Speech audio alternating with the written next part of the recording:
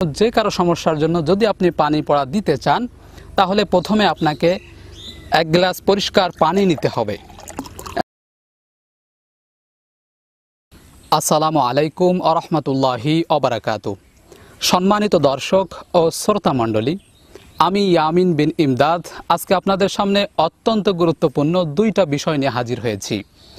অনেক দর্শকের রিকোয়েস্টে আজকে আপনাদের সামনে এই দুইটা বিষয় প্র্যাকটিক্যালি দেখিয়ে দেওয়ার চেষ্টা করব। তার মধ্যে প্রথম বিষয় হলো কিভাবে পানি পড়া দিতে হয়।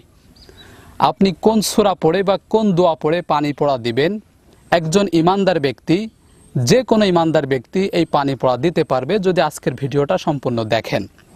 দ্বিতীয় বিষয় হলো কেউ যদি ব্ল্যাক ম্যাজিক করে থাকে, জাদু করে থাকে, তাবিজ তদবির করে থাকে, তাহলে সেই তদবির নষ্ট করার জন্য, সেই ব্ল্যাক ম্যাজিক নষ্ট করার জন্য উপায় কী, এই দুইটা বিষয় আজকে আপনাদের সামনে প্র্যাকটিক্যালি দেখিয়ে দেওয়ার চেষ্টা করব। আমা তাওফিক ইল্লা বিল্লাহ। তো সময় দীর্ঘায়িত না করে চলুন শুরু করি। প্রথমে আমি বলবো যে আল্লাহ সুবহানাহু ওয়া তাআলা আমাদের শারীরিক এবং মানসিক যে কোনো সমস্যা সমাধানের জন্য তিনটা উপায় বলে দিয়েছেন। প্রথম উপায় হলো সর্বপ্রথম আল্লাহ সুবহানাহু ওয়া তাআলার কাছে দোয়া করতে হবে। বিভিন্ন মাধ্যমে বিভিন্নভাবে আল্লাহ সুবহানাহু ওয়া তাআলার কাছে দোয়া করতে হবে। আল্লাহর বিশেষ গুণবাচক নামের উসিলা করে কেঁদে কেঁদে আল্লাহ সুবহানাহু ওয়া তাআলার কাছে দোয়া করতে হবে। সর্বপ্রথম আল্লাহ সুবহানাহু ওয়া তাআলার সহযোগিতা কামনা করতে হবে। দ্বিতীয় পদ্ধতি হলো আল্লাহ সুবহানাহু ওয়া তাআলা আমাদের চারপাশে প্রকৃতির মধ্যেই আমাদের আরোগ্যের জন্য বিশেষ ঔষধি দিয়ে দিয়েছেন। এই ঔষধকে বিভিন্ন মাধ্যমে গ্রহণ করা, বিভিন্ন মাধ্যমে সেবন করা, এটা আল্লাহ সুবহানাহু ওয়া তাআলাই বলে দিয়েছেন, যেটা বর্তমান সময়ে চিকিৎসা সেবা। এই চিকিৎসা সেবা গ্রহণ করতে হবে। তৃতীয় পদ্ধতি হলো আল্লাহ সুবহানাহু ওয়া তাআলা এবং আল্লাহ রাসূল সাল্লাল্লাহু আলাইহি সাল্লাম কোরআন এবং সহিহ সুন্নাহর আলোকে ঝাড়ফুঁক করার অনুমতি দিয়েছেন। ঝাড়ফুঁক কিভাবে করতে হয় সেই বিষয়টাই আজকে আপনাদের সামনে প্র্যাকটিক্যালভাবে দেখিয়ে দেওয়ার চেষ্টা করব। তো এই তিনটা পদ্ধতির বাহিরে কেউ যদি কুফরি কালাম করে, জাদু টুনা করে, তাহলে সেগুলো সম্পূর্ণ হারাম। তো নিজের সমস্যার জন্য বা পরিবারের লোকের সমস্যার জন্য, ছেলেমেয়ের সমস্যার জন্য, যে কারো সমস্যার জন্য যদি আপনি পানি পড়া দিতে চান তাহলে প্রথমে আপনাকে এক গ্লাস পরিষ্কার পানি নিতে হবে। এক গ্লাস পরিষ্কার পানি নেবেন। যখন আপনি সূরা ফাতিহা পড়বেন তার পূর্বেই আউযু বিল্লাহি মিনাশ শাইতানির রাজিম বিসমিল্লাহির রহমানির রহিম পড়বেন। এরপরে সূরা ফাতিহা ওয়ালাদ-দাল্লিন পর্যন্ত, আলহামদু থেকে ওয়ালাদ-দাল্লিন আমিন পর্যন্ত পড়বেন। পড়ার পরে পানির মধ্যে একটা ফু দেবেন এবং মনে মনে এই বিশ্বাস এবং আস্থা রাখবেন যে আমি ফু দিলাম, এই ফুয়ের কারণে আল্লাহ সুবহানাহু ওয়া তাআলা মাফ করবেন না, বরং আমি এটা একটা উসিলা হিসেবে দিলাম, আল্লাহ সুবহানাহু ওয়া তাআলা এই উসিলায় তাকে মাফ করবেন, আরোগ্য দান করবেন। আল্লাহ সুবহানাহু ওয়া তাআলার কাছে মন থেকে, অন্তরের অন্তঃস্থল থেকে এই কামনা করতে হবে, এই দোয়া করতে হবে, হে আল্লাহ, আমি তো তোমার কোরআনের উসিলায়, সূরা ফাতিহার উসিলায় তাকে আমি পানি পড়া দিয়ে দিলাম যে এই পানি পড়ায় কাজ হবে। আমি তো জানি আমার এই পানি পড়ার মধ্যে কোনো ক্ষমতা নেই, ক্ষমতা তো তোমার কাছে। তুমি চাইলে পারো এই পানি পড়ার মাধ্যমে, এই বরকতের মাধ্যমে তাকে আরোগ্য দিতে, তুমি আরোগ্য দিয়ে দাও। এই কথাগুলো অন্তরের মধ্যে খুব গভীর থেকে বলতে হবে, আল্লাহ সুবহানাহু ওয়া তাআলার কাছে বলতে হবে।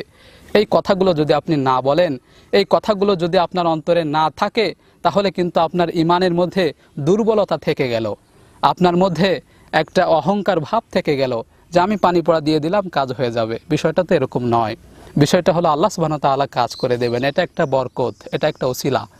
এজন্য বলছি, নিজের জন্য হোক, পরিবারের জন্য হোক, যে কারোর জন্য হোক, যে কোনো সমস্যায় শারীরিক মানসিক, আপনি এক গ্লাস পরিষ্কার পানি নিয়ে আউযু বিল্লাহ থেকে শুরু করে ওয়ালাদ-দাল্লিন আমিন পর্যন্ত সূরা ফাতিহা পড়ে একটা ফু দিয়ে দেবেন। এরপরে তাকে পানিটা খেতে দেবেন, অথবা নিজের সমস্যা হলে নিজে খাবেন। প্রত্যেক দিন খেতে থাকেন। প্রত্যেক দিন রাতে ঘুমানোর আগে, রাতে খাবার খাওয়ার 20 থেকে 25 মিনিট পরে আপনি এক গ্লাস পানি এভাবে পড়ে খান।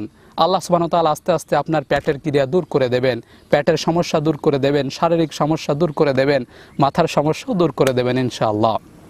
এরপরে আরেকটা বিষয় হলো, আপনার যদি মনে হয় কোনো ব্যক্তিকে কেউ ব্ল্যাক ম্যাজিক করেছে, জাদু করেছে বা ক্ষতি করেছে, তাবিজ করেছে, তার শরীর আস্তে আস্তে নষ্ট হয়ে যাচ্ছে, দুর্বল হয়ে যাচ্ছে, বা কোনো একটা কাজ হচ্ছে না, আপনার কাছে মনে হচ্ছে কেউ হয়তো ক্ষতি করেছে, তাবিজ করেছে, তাহলে আপনি প্রত্যেক দিন রাতে ঘুমানোর আগে রাতে খাওয়ার 20-25 মিনিট পরে এরকম স্বচ্ছ এক গ্লাস পানির মধ্যে আউযুবিল্লাহ থেকে শুরু করে ওয়ালাদ-দাল্লিন আমিন পর্যন্ত সূরা ফাতিহা পড়লেন।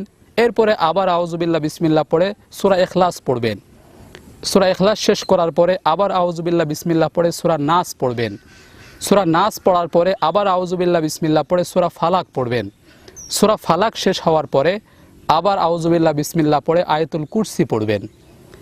এভাবে সূরা ফাতিহা, সূরা ইখলাস, সূরা নাস, সূরা ফালাক, আয়াতুল কুরসি, এই 5টা জিনিস, এই 5টা সূরা, আল্লাহ সুবহানাহু ওয়া তাআলার বরকতময় আয়াত, এগুলো পড়ে এরপরে পানির মধ্যে ফু দিবেন। আপনি সবগুলো পড়ে একবারে ফু দিতে পারেন। আবার সূরা ফাতিহা শেষ করার পরে ফু দিলেন, সূরা ইখলাস পাঠ করার পরে ফু দিলেন, সূরা নাস শেষ করার পরে ফু দিলেন, সূরা ফালাক শেষ করার পরে ফু দিলেন, আয়াতুল কুরসি শেষ করার পরে আবার ফু দিলেন। এভাবেও দিতে পারেন।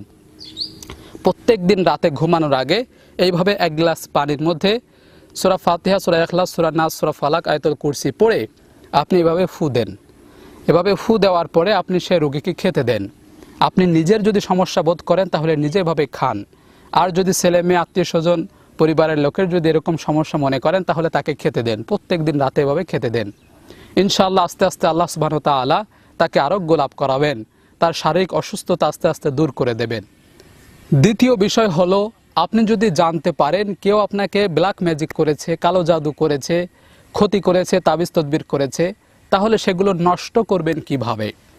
আপনি যদি আপনার বাড়ির আশেপাশে কোনো আলামত খুঁজে পান, কোনো তাবিজ খুঁজে পান, বা যে কোনো সন্দেহজনক বস্তু খুঁজে পান, আপনার কাছে মনে হচ্ছে এই জিনিসটা দিয়ে আপনাকে তাবিজ করা হয়েছে, ক্ষতি করা হয়েছে, তাহলে আপনি সেই জিনিসটাকে প্রথমে সংগ্রহ করবেন, খুঁজে বের করবেন।